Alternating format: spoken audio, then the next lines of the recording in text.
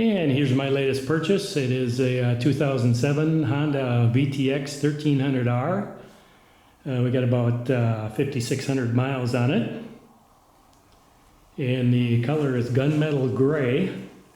It's mostly stock, which is the way I like my bikes. Not a real fan of the loud exhaust anymore. I do have a backrest coming for it. I was thinking about saddlebags, and I think I'm going to hold off for now. I don't know if I'm going to put them on or not.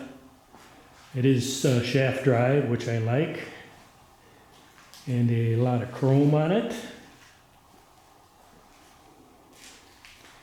And we have a Memphis Shades windshield on it, removable, which makes it nice for working on them.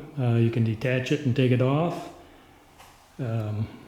Also nice for cleaning too. I have my GPS mount that I put on there, and I have a GoPro mount put on there. So the next thing I'm going to start doing is changing some fluids out. I've got some antifreeze. I'm going to change the antifreeze, change the oil, change the fork oil, change the rear drive oil, and I'm also going to change the brake fluid. So with 5,600 miles on it, the thing's been sitting for quite a while. You know, there probably wasn't ridden that much, and I don't know what the maintenance has been on it. So we're going to start out with everything fresh. The other thing I picked up was this OTC cycle jack here.